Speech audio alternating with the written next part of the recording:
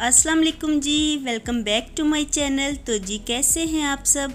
मेरे चैनल में आप सबको खुशामदीद और दुआ है कि आप सब बिल्कुल खैरियत से हों, कोई भी गम परेशानी बुरा वक्त आप तक ना पहुँचे और आप हमेशा खुश रहें, आबाद रहें, आमीन। तो जी ये व्लॉग मैं अपनी खाला के घर से ही बना रही हूँ। जैसा कि आप लोगों को मालूम है कि मैं अपनी खाला के घर गई हुई थी, तो वहीं पे हम लोग रात को रह गए थे क्योंकि रात काफ़ी ज़्यादा हो गई थी। तो खाला कहने लगी कि यहीं पे ही रुक जाएं और सुबह में चले जाइएगा। तो फिर हम लोग वहीं पे ठहर गए थे और सारी रात बस आंखों आंखों में ही गुजर गई। सब तो सो गए थे लेकिन मुझे 1 मिनट के लिए भी नींद नहीं आई। तो मैं सारी रात जागती ही रही और इधर उधर फिरती रही। तो 1 मिनट के लिए भी मुझे नींद नहीं आई, थोड़ी सी परेशान भी थी मैं। तो इंसान जब परेशान होता है ना तो सबसे पहले उसकी नींदें ही उड़ती हैं। तो ये वो डेट्स थी जब हमारी शादी हुई थी और इसके फ़ौरन बाद ही मेरे हस्बैंड की बरसी की भी डेट है। तो इसलिए मैं आजकल बहुत ही ज़्यादा परेशान थी। आज 2 अक्टूबर है, 3 अक्टूबर को मेरी वेडिंग एनिवर्सरी थी और ये सब बातें सोच सोच के ना मुझे सारी रात नींद ही नहीं आई और मैं सारी रात जागती रही और मेरी आंखों के आगे ऐसे लग रहा था जैसे एक फ़िल्म सी चल रही हो। तो मेरी ज़िंदगी की सारी कहानी जो थी वो एक फ़िल्म की तरह मेरी आंखों के सामने चल रही थी। तो मैं यही सोच रही थी कि जो अच्छा वक्त होता है ना इंसान का तो वो बड़ी जल्दी ही गुजर जाता है और जो आजमाइश की घड़ियां होती हैं ना वो बहुत ही मुश्किल से आराम आराम से गुजरती हैं। तो अल्लाह ताला किसी को भी आजमाइश में मुब्तला ना करें और सबके खुशियों के लम्हों को सलामत रखें, आमीन। तो बस यहाँ पे मैं सारी रात जागती रही थी और जाग जाग के अब मैं सोच रही थी कि थोड़ा सा मैं दूध पी लूँ, क्योंकि ऐसा भी होता है कि जब मुझे नींद नहीं आती तो मैं थोड़ा सा दूध लेती हूँ तो मुझे नींद आ जाती है। तो इसलिए यहाँ पे मैं थोड़ा सा दूध ही गर्म कर रही थी। तो मैं यही चाह रही थी कि थोड़ी सी मुझे नींद आ जाए, क्योंकि इस वक्त मेरा दिमाग बहुत ही ज़्यादा भारी होया हुआ था, आँखें भी बहुत ही ज़्यादा दुख रही थी और आपको मेरा फेस देख के लग ही रहा होगा कि मैं कितनी ज़्यादा परेशान थी। तो जब इंसान परेशान होता है ना तो उसकी आंखें उसके पूरे जिस्म की अक्कासी करती हैं। आंखें देख के ही इंसान की पता चल जाता है कि वो खुश है कि सैड है। तो बस आज मैं बहुत ही ज़्यादा परेशान थी और परेशानी में ही इसलिए खाला ने मुझे कहा कि यहीं पे रुक जाओ। तो मैं रुक गई थी क्योंकि मुझे पता था कि घर जाके भी मैंने बहुत ही ज़्यादा डिस्टर्ब रहना है। तो इसलिए मैंने सोचा कि यहीं पे ही रुक जाती हूँ, हो सकता है कि मेरा दिल लग जाए। लेकिन जब दिल उदास हो तो फिर कहीं भी आप लोग चले जाएं दिल बिल्कुल भी नहीं लगता है। और दूध पीने के बाद भी मुझे बिल्कुल भी नींद नहीं आई। तो मैं ऐसे ही सोफ़े के ऊपर बैठी रही। तो मैं कभी हालांकि कोई बुक निकाल के पढ़ लेती थी, कभी अपना टाइम यूँ ही पास करती थी, कभी विंडो में आके खड़ी हो जाती थी। तो टाइम तो बिल्कुल गुजरने का नाम ही नहीं ले रहा था। और फिर हाला उठ के बाहर आ गई रूम से और वो मुझे कहने लगी कि तुम सारी रात ही जागती रही हो, तुम सोई क्यों नहीं हो। तो मैंने उन्हें बोला कि मुझे नींद बिल्कुल नहीं आई। तो हाला कहती हैं अब तुम जाग तो रही हो, चलो आओ हम जाके ब्रेकफास्ट लेके आते हैं। तो फिर हम दोनों ब्रेकफास्ट लेने के लिए चले गए और बहुत ही मज़े के चने उनके घर के पास से मिलते हैं। घर के पास से तो नहीं, थोड़ा सा फासले से ही मिलते हैं, इसलिए हम दोनों को रिक्शा पे जाना पड़ा। और जाके हम लोग चने ले आए थे और ब्रेकफास्ट काफ़ी ज़्यादा मज़े का लग रहा था। चने वैसे भी मेरे बच्चों को बहुत ज़्यादा पसंद हैं, इसलिए सब ने ही बहुत ज़्यादा शौक़ से खाए थे।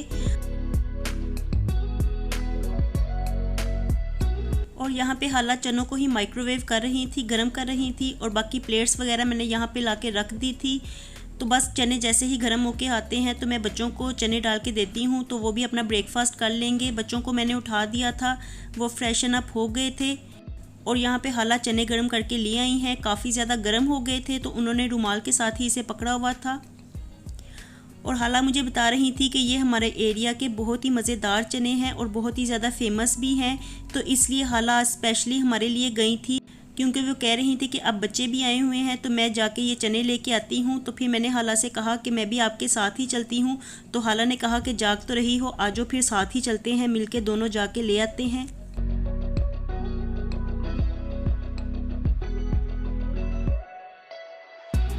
और ब्रेकफास्ट करने के बाद फिर मैंने हाला से कहा कि अब मैं चाय बना के लाती हूँ। तो इसलिए मैं किचन में आ गई थी और यहाँ पे मैं चाय ही बना रही थी।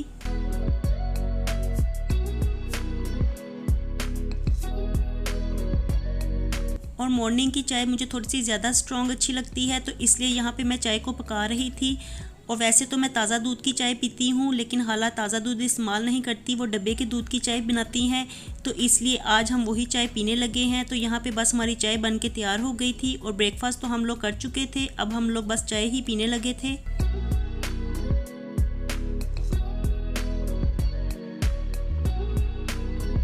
तो ब्रेकफास्ट करने के बाद अब हम लोग फ्री ही थे, तो मैंने हाला से कहा कि अब हम लोग चलते हैं, क्योंकि जाने में भी काफ़ी ज़्यादा टाइम लग जाएगा। तो हाला हमें रोकती रहीं, कहती रहीं कि शाम में चले जाना, लेकिन हम लोग फिर रुके नहीं और घर की तरफ निकल पड़े, क्योंकि अब मेरा जी चाह रहा था कि अपने घर को चलें। तो इसलिए हम फिर आ गए।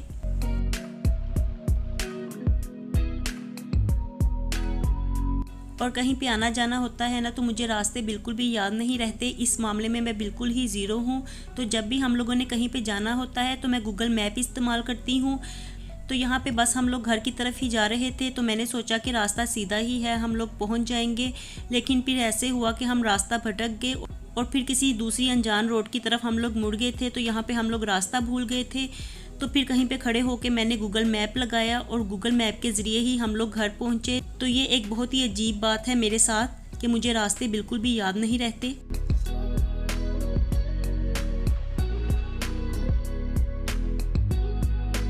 और अब इस वक्त शाम का टाइम है और मौसम काफ़ी अच्छा है, हल्की हल्की हवा चल रही है। तो मैं टेरेस में आके खड़ी हो गई और यहाँ पे मैं काफ़ी देर ही खड़ी रही। तो मैं ऐसे ही मौसम को देखती रही, आसमान को देखती रही। तो जब इंसान परेशान होता है ना, तो आसमान की तरफ देखना भी अच्छा लगता है। और मैं अक्सर ही यहाँ पे आके खड़ी हो जाती हूँ, रात में आसमान की तरफ देखती हूँ और अपने रब से बातें भी करती हूँ। तो इस तरह से मेरे दिल को सुकून भी मिलता है। और फिर मैंने डिनर में आलू गोश्त बनाया। तो मेरे पास चिकन का पैकेट पड़ा हुआ था, तो मैंने इसलिए आलू गोश्त ही बना लिया, क्योंकि चिकन कोरमा तो हम लोग वहाँ से भी खा के आए थे। अब बिल्कुल भी चिकन कढ़ाई खाने को जी नहीं चाह रहा था। तो अम्मी मुझे यही कहने लगी कि आलू डाल लो और इसकी ग्रेवी बना लो। तो इसलिए मैंने आलू गोश्त ही बना लिया। तो यहाँ पे हमारा आलू गोश्त बन के तैयार हो गया था। लास्ट में मैंने इसके ऊपर गरम मसाला डाला और थोड़ी सी मेरे पास हरी मिर्चें पड़ी हुई थी, तो मैंने उसी के साथ ही उसे गार्निश कर दिया। हरा धनिया बिल्कुल भी घर में नहीं था, इसलिए मैंने नहीं डाला और सिर्फ हरी मिर्चें और गरम मसाला ही डाल दिया। तो यहाँ पे डिनर बिल्कुल रेडी हो गया था। साथ ही मैंने दूध को भी बॉयल कर लिया था। और अब इस वक्त काफ़ी ज़्यादा भूख ही सबको लगी हुई थी, क्योंकि हमने अर्ली ब्रेकफास्ट कर लिया था मॉर्निंग में। तो इसलिए शाम का टाइम था इस वक्त, तो भूख सबको लग गई थी। तो मैंने सोचा कि रोटियां भी बना लेती हूँ। डिनर करके हम लोग आज जल्दी ही फ्री हो जाते हैं। तो बस यहाँ पे मैं रोटियां ही बना रही थी। दूध को भी बॉयल करके मैंने रख लिया हुआ है।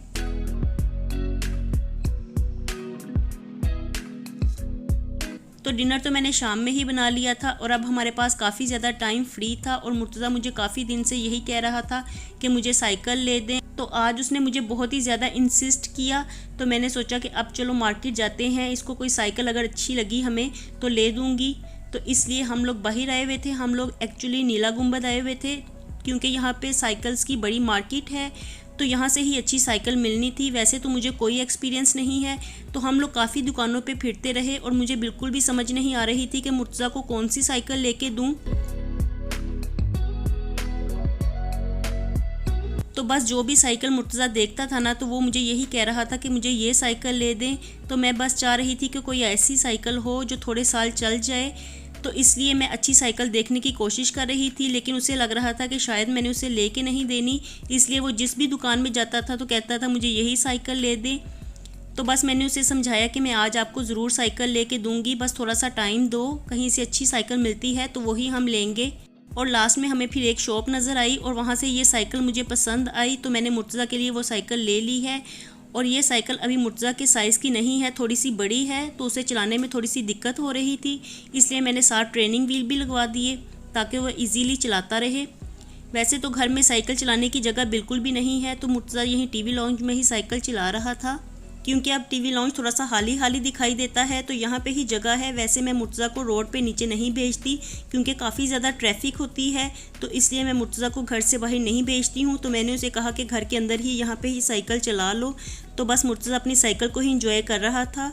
और इसके साथ ही मैं अपने आज के व्लॉग का यहीं पे एंड करने लगी हूँ। तो आज का व्लॉग मैं थोड़ा सा सैड होके ही बना रही हूँ, क्योंकि जब इंसान खुद को सैड देखता है ना, तो चाहे मैंने ये व्लॉग पहले ही शूट किया था लेकिन इसकी वॉइस ओवर करते हुए भी मैं सैड हो गई हूँ। तो आप सब लोग मुझे अपनी दुआओं में ज़रूर याद रखिएगा। मैं मिलूँगी आपसे दोबारा एक नए व्लॉग के साथ। खुश रहिए जी, आबाद रहिए, अपना बहुत सा ख्याल रखिएगा। थैंक्स फॉर वॉचिंग जी, अल्लाह हाफिज़।